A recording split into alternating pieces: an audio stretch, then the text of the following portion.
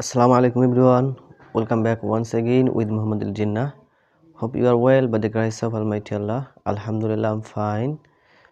So dear friends and students, আজকে আমি আলোচনা করব হচ্ছে এইচএসসি সিলেবাসের fill in the gap with special phrases and words. তো এটা পূর্বে আমরা আরও একটা ক্লাস করেছিলাম যেখানে আমরা শুধু স্ট্রাকচারগুলো নিয়ে আলোচনা করেছিলাম, আর সেখানে বলেছিলাম যে আমি এর উপর একটা সলিউশন একটা ক্লাস দেব।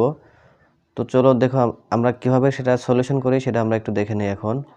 তো আশা করি আজকের এই ক্লাসটা করার পর আপনাদের খুবই ভালো লাগবে এবং এই টপিকসটা আপনারা খুবই ইজিলি আনসার করতে পারবেন। তো ক্লাসটা শুরু করার আগে আমি অবশ্যই রিকোয়েস্ট করব, যদি ক্লাসটা আপনার সত্যি ভালো লেগে থাকে তাহলে অবশ্যই লাইক দিবেন এবং কমেন্ট করবেন আপনার কেমন লাগলো, আর কোন বিষয়ের উপর আপনার ক্লাসটা আমি কোন বিষয়ের উপর ক্লাস করলে আপনার ভালো হয় তো সেই টপিকসগুলো আমাকে বলে দিবেন। যদিও আমি একের পর এক সব কিছুই করবো, আর সেক্ষেত্রে যদি ভালো লাগে তাহলে চ্যানেলটাকে অবশ্যই সাবস্ক্রাইব করবেন এবং বন্ধুদের সাথে শেয়ার করবেন, আর যদি ভালো না লাগে তাহলে আপনি ডিসলাইক দিয়ে চলে যাবেন। তো কথা না বাড়িয়ে চলুন শুরু করে দেই। আমরা আগে একবার পড়ে নেব যে আমাদের এই টেবিলের মধ্যে কি কি ওয়ার্ড দেয়া আছে সেগুলো আমরা একবার করে আগে দেখে নেব। তো চলুন দেখুন, প্রথমে দেয়া আছে হচ্ছে আমাদের দেয়ার অথবা ইট, এরপর আছে হ্যাভ টু, এবারে what's it like, what does look like, এরপর আছে লেট অ্যালোন, এরপর দেখুন উড রেদার, এরপর আছে as soon as if, was born, আর হচ্ছে আমাদের হ্যাড বেটার। তো এইগুলো সমাধান করার পূর্বে আমরা গত ক্লাসে দেখেছিলাম কিছু ক্লু আছে, সেটা হচ্ছে আমরা আগে এখান থেকে একটু দেখি যে কোনগুলো এখানে আমাদের প্রশ্নবোধক হয়। তো দেখুন এখানে আমাদের হোয়াটস ইট লাইক এবং হোয়াট ডাজ লুক লাইক এই দুইটাই কিন্তু আমাদের প্রশ্নবোধক। তো আমরা এখন একটু খুঁজি যে আসলে আমাদের এই সবগুলোর মাঝে কোন দুইটা আমাদের প্রশ্নবোধক আছে, তাহলে ওইখানে আমরা বসাবো। আর আমরা জানি হোয়াটস ইট লাইক এটা তারা আসলে কোনো কাজ করে দেখতে চাওয়া, যে এই কাজটা আসলে কেমন, মানে এক্সপিরিয়েন্স বা অভিজ্ঞতা জানতে চাওয়া। আর হোয়াট ডাজ লুক লাইক কোনো কিছু দেখতে কেমন সেটা, আর হোয়াট ডাজ লুক লাইক যেখানে বসবে সেটা অবশ্যই দুইটা গ্যাপ থাকবে। তো চলুন দেখি আমরা আগে কোন দুইটা আমাদের এখানে প্রশ্নবোধক আছে। তো হ্যাঁ, আমাদের এখানে একটা প্রশ্নবোধক আছে দেখুন, এরপর এই যে আরও একটা প্রশ্নবোধক আছে, এই যে দেখুন, আশা করি দেখতে পাচ্ছেন। তো এখানে বলা হচ্ছে dash making a journey by boat, dash making a journey by boat. তো যেহেতু আমাদের এক্ষেত্রে দেখুন আসি প্রশ্নবোধক আমাদের দুইটা, একটা দুইটা, আর এগুলো কিন্তু একটিও আমাদের প্রশ্নবোধক না। আর আমরা জানি হোয়াট ডাজ লুক লাইক বসে দুইটা গ্যাপ যেখানে থাকবে। তো এই সেন্টেন্সটার মাঝে যেহেতু যে সিস্টার বলতেছে ব্রাদার ভাই, dash the Eiffel tower dash. তো এই ক্ষেত্রে যেহেতু আমাদের দুইটা গ্যাপ আছে, তাহলে এইটাতে আমাদের অর্থাৎ আমাদের এই ডি নাম্বারটাতে হবে হচ্ছে হোয়াট ডাজ লুক লাইক। তো আমরা এক্ষেত্রে হোয়াট ডাজ লুক লাইকটা বসাতে পারি। তো আমরা লিখে রাখলাম যে এটা আমাদের ডি নাম্বারে বসবে। এরপর যেহেতু আমাদের এখানে এটা প্রশ্নবোধক ছিল এই সি নাম্বারে আমাদের, আর আমি বললাম যে হোয়াটস ইট লাইকটা দ্বারা সাধারণত বোঝা যায় কোনো কাজ করে দেখতে কেমন। যেমন দেখুন dash making a journey by boat, মানে জার্নি বাই বোটটা নৌকা ভ্রমণটা আসলে কেমন, অভিজ্ঞতাটা জানতে চাওয়া। তো এটা যেহেতু প্রশ্নবোধক আমরা এক্ষেত্রে অর্থ না পারলেও চলতেছে, তো এক্ষেত্রে আমাদের এটা কিন্তু তাহলে সি হবে। তাহলে এটা আমরা সি লিখে রাখলাম। এরপর আমরা আরও বলেছিলাম যে দেখব হচ্ছে কোনগুলো মডাল অক্সিলারি ভার্ব, বা আমাদের যেমন দেখুন এখানে হ্যাড বেটারটা আছে একটা মডাল অক্সিলারি ভার্ব, এরপরে উড রেদারটা আছে এটা একটা মডাল অক্সিলারি ভার্ব। তো মডাল অক্সিলারি ভার্ব এই জন্য বলতেছি এইগুলো যে গ্যাপগুলোতে বসবে হ্যাড, আমাদের এই উড রেদার, হ্যাড বেটার, আর হচ্ছে এই পাশের এই হ্যাভ টু, এগুলো যে মডাল অক্সিলারিতে মানে যে গ্যাপে বসবে সেই গ্যাপের পর অবশ্যই একটা ভার্বের প্রেজেন্ট ফর্ম থাকবে।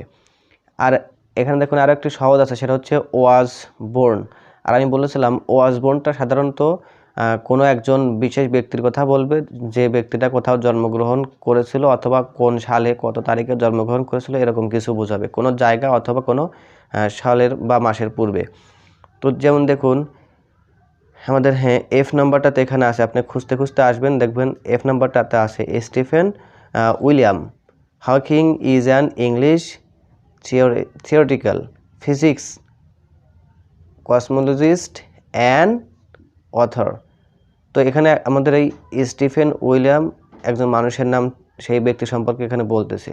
দেখুন এখানে বলতেছে হি ড্যাশ অন 8 জানুয়ারি 1942। অর্থাৎ এখানে বলতে হবে তাহলে সে জন্মগ্রহণ করেছিল, যেহেতু এখানে একটা কি সন আছে, তারিখ আছে। তাহলে আমরা এই ওয়াসবর্নটা কী করব, আমরা এখানে এই এফ নাম্বারে ইউজ করব। তাহলে এফ নাম্বারে লিখে রাখি, ওয়াসবর্নে লিখে রাখি হচ্ছে আমাদের এফ নাম্বারটা বসবে। এরপর এখন আমরা চলুন দেখে আসি আসলে এই মডাল ভার্বগুলোর নিয়ম, যে কোথায় কোথায় আমাদের মডাল ভার্বগুলো বসতে পারে। হ্যাড বেটার, উড রেদার, আর হচ্ছে হ্যাভ টু। তো আমাদের নিয়মগুলো হচ্ছে কি, হ্যাভ টু হচ্ছে তখন বসবে যখন কোনো কাজ করতেই হবে, আসলে না করলে আমাদের চলবেই না, এরকম কোনো ক্ষেত্রে আমাদের হ্যাভ টু বসবে। আর হ্যাড বেটারটা বসবে হচ্ছে যে কাজটা করলে উত্তম কিন্তু না করলে সমস্যা নাই। আর উড রেদারটা হবে আপনি হয়তো দুটো জিনিসের মধ্যে কোনো একটা জিনিসকে পছন্দ করবেন, যে হয়তো এইটা করাটাই আমার কাছে মনে হচ্ছে ভালো, আমি এইটাই করি। অথবা ডিরেক্ট দুটো জিনিসের মধ্যে দেন দিয়ে তুলনাও করা থাকতে পারে। তো যদি আপনি গ্যাপের পরে কখনো দেখেন এক গ্যাপের পরেই একটা মেইন ভার্বের প্রেজেন্ট ফর্ম, আর এরপরে দেন, এরপরে আবার ভার্বের প্রেজেন্ট ফর্ম, তাহলে ওই গ্যাপটাতে অবশ্যই আমাদের উড রেদারটা বসবে, কারণ তখন দুইটা জিনিসের মধ্যে তুলনা হয়। আর কখনো কখনো আমাদের দুইটা জিনিস থাকে, সেক্ষেত্রে আমাদের দুইটা ভার্ব নাও থাকতে পারে, দুটো জিনিস অর্থাৎ দুটো নাউনও হতে পারে। তো চলুন আমরা এবার খুঁজি যে কোন গ্যাপগুলোর পরে ভার্বের প্রেজেন্ট ফর্ম আছে, তারপরে আমরা এই তিনটা নিয়ে একটু দেখব কোনটাতে বসতে পারে। যেমন Tom is very late, it looks dash he, যেহেতু এখানে সাবজেক্ট আছে ভার্ব নেই, তার মানে আমাদের এই তিনটার মধ্যে এটা হবে না।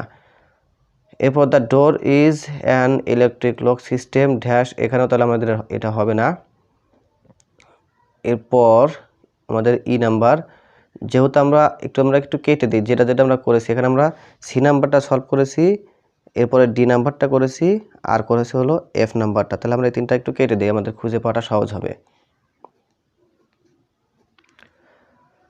তো ই নাম্বারটা, literacy is a great curse for our illiteracy is a great curse for our society. আমাদের সমাজের জন্য ইলিটারেসিটা খুবই মানে একটা অভিশাপ স্বরূপ। ড্যাশ আর মেনি কোয়াজেস, তাহলে এখানেও আমাদের বি ভার্ব আছে। তো বি ভার্ব হলে সেক্ষেত্রে আমাদের সাধারণত এই দেয়ার অথবা ইট বসে সেক্ষেত্রে। তো এই দেয়ার আর মেনি কোয়াজেস অফ ইট, এখানে আমরা ইট দেব না, এই জন্য ইট হচ্ছে একটা ইন্ট্রোডাক্টরি, ইটের পরে সর্বক্ষেত্রেই এই ভার্বটা সিঙ্গুলার হয়, অর্থাৎ এখানে ইজ হলে হতো অথবা ওয়াজ হলে দেওয়া যেত। তবে মনে রাখবেন দেয়ারের পরে সিঙ্গুলারও বসতে পারে, প্লুরালও বসতে পারে, কিন্তু ইটের পরে সর্বক্ষেত্রে আমাদের সিঙ্গুলার হয়। তো যেহেতু এখানে আমাদের কি দেওয়া আছে, আর একটা প্লুরাল ভার্ব দেওয়া আছে, তার মানে এক্ষেত্রে আমাদের কি হবে না, ইট হবে না, এক্ষেত্রে আমাদের কি করতে হবে, দেয়ার নিতে হবে। অর্থাৎ আমাদের এই দেয়ারটা এখানে বলবো। তাহলে আমরা ইটটা আপাতত কি কেটে দেই, যে ইটটা হবে না, তাহলে এখন দেয়ারটা হবে। দেয়ারটা হবে আমাদের কোন নাম্বার, এখানে আমরা দেখলাম সেটা হচ্ছে ই নাম্বার। তাহলে আমরা ইটা এখানে আমরা কারেক্ট করে নিই। তাহলে আমরা এখানে লিখে রাখলাম ই। তো আমরা যে তিনটা খুঁজতেছিলাম সেটা হচ্ছে যে কোন গ্যাপের পরে আমাদের ভার্বের প্রেজেন্ট ফর্ম আছে। তো চলুন এবার নেক্সট চলে যাই। তো এটাও আমি কেটে দিই, যেহেতু এটা আমাদের সলভ করা হয়েছে। G, Hamid's brother is in great danger, মানে হামিদের ভাই খুবই বিপদের মধ্যে আছে। হি ড্যাশ হেল্প, তো দেখুন আমাদের গ্যাপের পরে কী পেয়ে গেলাম, ভার্বের প্রেজেন্ট ফর্ম পেয়ে গেলাম। তাহলে অবশ্যই এই গ্যাপে কি হবে, আমাদের একটা মডাল অক্সিলারি ভার্ব বসবে। সেক্ষেত্রে আমাদের দেখুন উড রেদার আছে, হ্যাড বেটার আছে, হ্যাভ টু আছে।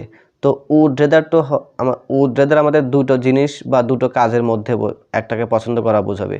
তো এই ক্ষেত্রে তো আমাদের দুইটা তো কোনো অপশন নাই, এখানে বলছে যে তার ভাই বিপদে আছে, dash help his brother without delay. তো এরপর দেখুন হ্যাড বেটার, আমরা জানি হ্যাড বেটারটা কোনো কিছু করা উত্তম, তবে না করলে সমস্যা নেই। আর হ্যাভ টুটা হচ্ছে কোনো কিছু অবশ্যই করতে হবেই, না করে কোনো উপায় নেই। তো যেহেতু এক্ষেত্রে হামিদের ভাই বিপদে আছে, তাহলে অর্থাৎ হচ্ছে হামিদের তার ভাইকে সাহায্য করাটাই হলো কি অবশ্যই জরুরি। তাহলে এখানে আমাদের কি করব, আমরা এক্ষেত্রে আমাদের হ্যাভ টুটা ইউজ করতে হবে।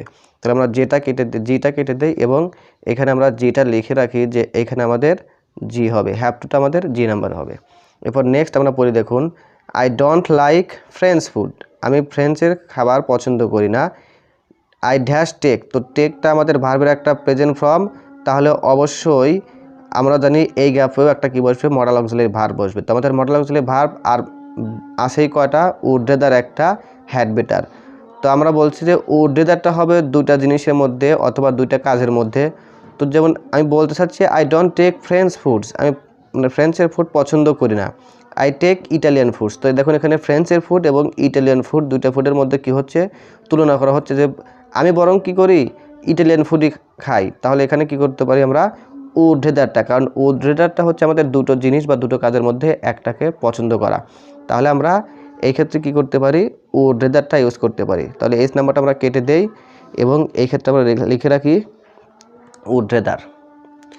এরপর দেখুন next, you are going to attend Mamun's birthday party, তুমি মামুনের বার্থডে পার্টিতে জয়েন করতে যাচ্ছ। You dash take birthday gift for him, তাহলে আমরা দেখুন এই ক্ষেত্রেও গ্যাপের পরে কি আছে, বার্বের প্রেজেন্ট ফর্মটা আছে। তাহলে বার্বের প্রেজেন্ট ফর্ম থাকলে আমরা কি করতে জানি, এখানে একটা মডাল অক্সিলারি ভার্ব বসবে। আর আমাদের মডাল অক্সিলারি ভার্ব ছিল তিনটা, একটা দুইটা তিনটা। তো এই ক্ষেত্রে আমাদের বাসেই হ্যাড বেটারটা, কারণ আপনি মামুনের বার্থডে পার্টিতে যাচ্ছেন, সেক্ষেত্রে আপনি গিফটটা নিয়ে গেলে আপনার জন্য ভালো, তবে না নিলে কিন্তু আপনার সেরকম সমস্যা হবে না, তবে নিয়ে যাওয়াটাই কি উত্তম। তাহলে এই ক্ষেত্রে আমরা কি করতে পারি, হ্যাড বেটারটা ইউজ করতে পারি। তো আমরা এখানে আই নাম্বারটা লিখে রাখবো, যেখানে আমাদের হ্যাড বেটারটা হবে। এরপর দেখুন আমাদের আর আছে কটা, তিনটা। তো আমরা এখন আছে হচ্ছে as soon as, let alone, আর হচ্ছে আমাদের কোনটা আছে এক্ষেত্রে, অ্যাজ ইফ। তো আমরা যে নাম্বারটা একটু পড়ে আসি, দেখি কি হয়। I would not want to go to dinner party with that person.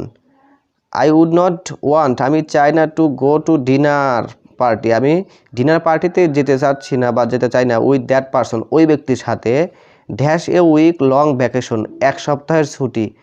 তো আমরা মানে পূর্বের ক্লাসে বলেছিলাম যে লেট অ্যালোন কথাটার অর্থ হচ্ছে ভাবাই যায় না, কল্পনাই করা যায় না, মানে কোনো জিনিস কম কম জিনিসের সাথে বড় জিনিস তুলনা করে বলা।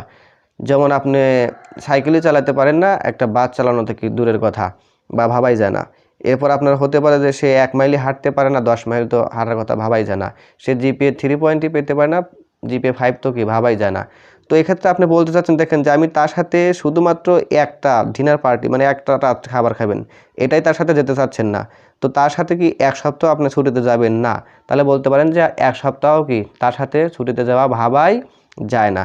তাহলে আমাদের কিন্তু এক্ষেত্রে কী হবে, লেট অ্যালোন হবে। অর্থাৎ লেট অ্যালোন তখনই হবে যখন দুইটা জিনিসের মধ্যে দেখা যাবে যে প্রথমটার সাথে পরেরটা অবশ্যই একটু বেশি, মানে বড় অথবা গুরুত্বপূর্ণ অথবা আপনার বেশি, এরকম কিছু বোঝাবে।